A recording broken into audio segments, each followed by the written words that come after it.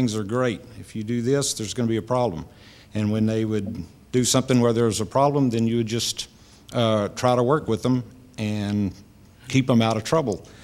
But if you don't back up what you say, if you tell them you're going to do something and you don't do it, you lost. And their experience is different than mine, because like I said, once you turn 17, you were out of my jurisdiction. So it was, I mean, a lot of times 10 and 11-year-old kids, you know. So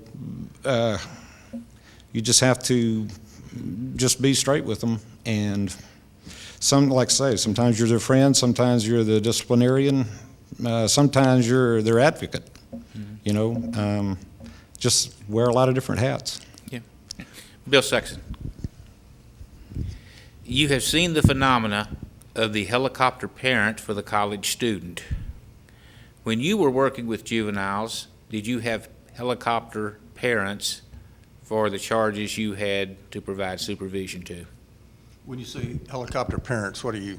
The deeply involved, intrusive parent who has to be there for every move that the student makes, wanting to know every detail, every aspect, and being both a concerned observer and an advocate. I had different kinds of parents. I had parents that would say, here, keep him. I'm tired of fooling with him. I had parents that were there to defend their kid. Where I dealt with it most often was when I was working juvenile with a local police department. That's where I really got closer to the kids as a police officer than I ever did as a juvenile probation officer, because I had that discretion to see how far we're going to go, and oftentimes I would just hold on to a charge, particularly if it was minor, but something that could get them on probation, and see if that worked, because actually the last thing I wanted to do was introduce them to the courthouse, because like this gentleman here was saying, if you tell them bad things are going to happen to them if they don't behave, bad things better happen or you have lost them. And if you take them back to the judge on a violation and the judge doesn't do anything, you've also lost them. And all of a sudden you have absolutely no clout with that juvenile or the adult if you have the same situation. So I always wanted to make sure I had enough when I took, whether it was a juvenile or an adult, back to court for a revocation hearing, that I had enough that the judge was going to be pretty much, and I had a good idea that he was going to do something serious. Because I didn't want to walk out of there with egg on my face and the kid thinking, you can't do nothing to me, because they already have that attitude. Mike, with the helicopter parents, those parents that are present and maybe interfering, can you give us some examples of how parents have interfered with your ability to do your job as they were trying to help their children? That's a good question. Everybody that in my agency, adult probation parole supervisors, are adults. So the parents would be people who are trying to protect their children, which are all adults. Now, in my job, we treat the offenders as adults. In other words, they're no longer tied to their parents because they're adults. But nonetheless, we want to work with families where we can. The sad part about it is a lot of what we get in probation and parole are adults with defective judgment. We talk about environment, we talk about many other causes, but a lot of it is circles around defective judgment, and that's partly through bad parent raising. And what the point I'm leading to is, usually we never see the parents until their adult child is in jail, and suddenly they're there and they're all over. And in answering your question a little more directly, yes, the parents have done everything in their power to try to get their child out of jail or out of trouble, often, almost always, to the detriment of their children. Sometimes a person on probation and parole needs to face the wrath of the criminal justice system. Sometimes it is the right thing to do.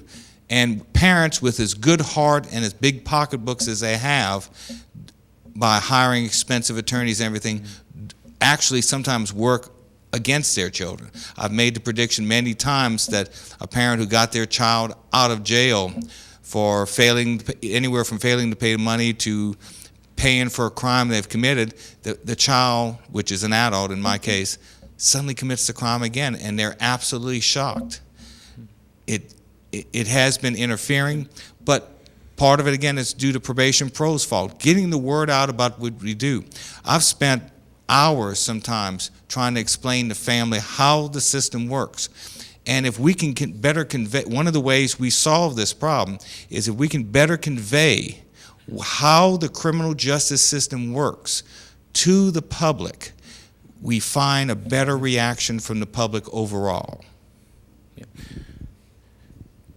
Bill, occasionally you get a convicted offender on your caseload who has public name recognition, either through celebrity or maybe the notoriety of their crime.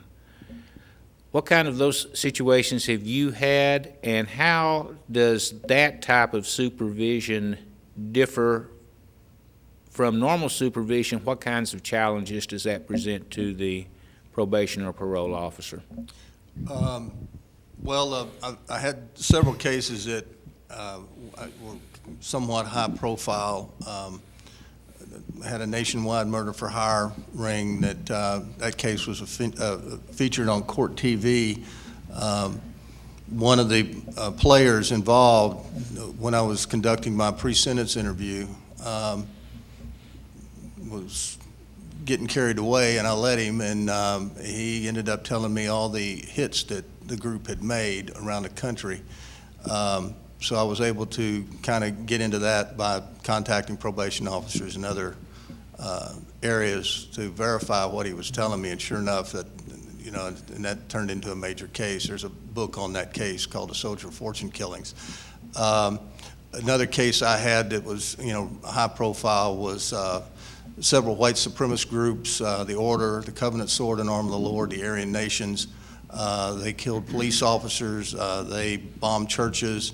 It was a group that originally planned the Oklahoma City bombing back in 1983. And they attempted to assassinate the judge I worked for. So that got a lot of attention in the media. But the case that I had that was probably the most high-profile case was when I was with the federal court in Arkansas, was Roger Clinton's probation officer. Roger was caught, with several Colombians dealing cocaine, and popped up on a state police investigation. They were videoing it. They brought the FBI in it. Roger got busted, went to prison for a while, got out, wanted to parole into my area. He had been sentenced on 2 counts. One, the judge sentenced him to prison. He came out on with a short period of parole supervision. The other count, the judge put him on probation. And so when his parole supervision expired, the probation period, this period of probation supervision commenced. And I caught him on a drug screen. And that and some other issues he had eventually led to a revocation hearing in Little Rock. We had a lot of media attention. And the problem with somebody like that, Roger and his brother, if the students don't know who Roger Clinton is, he's Bill Clinton's brother.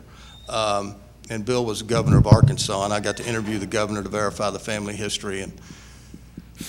But as a condition of probation, they're required to request permission to travel outside the district. Well, I opened a newspaper one day, and there's a picture of Roger and Bill and Stan Musial, the all-time great baseball player of the St. Louis Cardinals, on the front page of the sports section at a game in St. Louis. Next thing I know, I'm getting calls from the media wanting to know if Roger had permission to be outside the district, and he didn't. Then they had another guy that was associated with Roger that was convicted on cocaine charges, and he was ordered to report to the federal facility in Fort Worth, which was where Roger had served. And Roger met with him at a McDonald's in Arkadelphia. And the next thing I know, some reporters calling me wanting to know if Roger has permission to talk to a convicted felon. And so one of the things about having high-profile people is that the media will oftentimes assist you in supervising them, and are letting you know if they're doing something maybe they shouldn't be doing. And so you try to explain that to them, that, hey, I'm not the only guy trying to keep up with you. There's other people trying to keep up with you. Another issue with high-profile people is you get caught up in their lifestyle. They'll put you in what I call put you in the box. If you overlook something because they gave you tickets to the concert, and the next thing you know, they're saying, hey, write off my community service, or I'm going to make an issue out of you getting tickets. So you can't do that. You can't do anything. You can't accept a cup of coffee. You can't accept a soft drink. You can't accept anything from the individuals you have on supervision. And there are a lot of them out there that will try to put you in the box. And so that was always something I was careful with, especially dealing with individuals I had on supervision of the opposite sex, and I had to make a home visit. And it may be just me and that individual. So you have to be careful. So I took my wife with me when I went to see female clients. Right. So, Sammy, what was it like here in the Natchitoches with the Notorious? Well, I was thinking about it. I don't really remember any famous cases like that, but juvenile stuff was confidential. Yeah. So, I mean, it wouldn't have, if it made the news, then they were tried as an adult, and they were gone. And understanding that, but did you not have people under your supervision whose parents were somebody in the community? And how did that differ from just the normal case that you might have? I can't, Yeah. I mean, other than just like locally, prominent people, Yes. their kids, you just were a little more discreet, I guess, about things. But I don't really remember too many famous people having famous people's kids on probation. Okay. Mike, anyone from your memoirs? Over the years, I have supervised a number of very interesting people. First of all, some sort of local notoriety, state representative, mayors, councilmen, 2 detectives from a sheriff's office. One was a convicted sex offender, police officers, and things like that. There's 2 cases I want to comment on, but before I forget, I want to mention, even though they may be of some degree of famousness, or maybe their family is kind of famous, they're still people.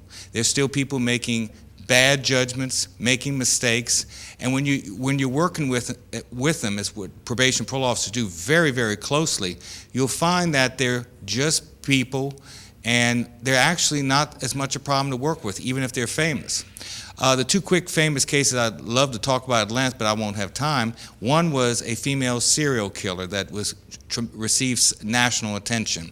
She had killed 7 of her husbands. The first 3, by the time they learned about the poisoning or death of her husband, she was poisoning and getting the money from their estate. She was a rural woman, so she didn't get much attention. The first 3 didn't count because their bodies had deteriorated enough that they couldn't be charged with. She got charged with 4 counts of murdering, and that received a lot of national attention, a good bit of national attention at that time, even though that was 1988. And it's very interesting. The media often does not really want to understand how the system works. They just want these little snippets, these little sound bites on the justice system. Is this person guilty? Is this person innocent? Should they go and die? And in the front page of the paper, we may have a 2-hour sentencing hearing, and one sentence is pulled out of it that's particularly egregious type of sentence. The other case was in 1973, a group of people, and I'm going to try to be as quick as possible, a group of people killed this state senator in Baton Rouge, and they thought he had a safe, and he didn't. So they murdered him at the scene because one of them accidentally sent somebody else's name. Most of them but one were caught within just a couple of weeks. Fascinating case. But one remained on the run for 25 years. And when I inherited the case, it was an old faded warrant in a case that I could have even had the warrant recalled. And instead, I contacted America's Most Wanted. And this was particularly a little early on in the program. And after much effort, was able to get the program to do a reenactment of the scene at the actual house. We got it nationally broadcast. I even got an age photograph done through LSU where it showed the progression of age for 25 years. And then one day I went to America's Most Wanted in Washington, D.C., got hundreds, maybe thousands of tips, and we finally went through one, and one seemed to be good. And to make a long story short, since he was living in Houston, I had the FBI go, and the officer told me they went and knocked at the door, and he had been on the lam now for 28 years, avoided being caught for murder. And they knocked at the door,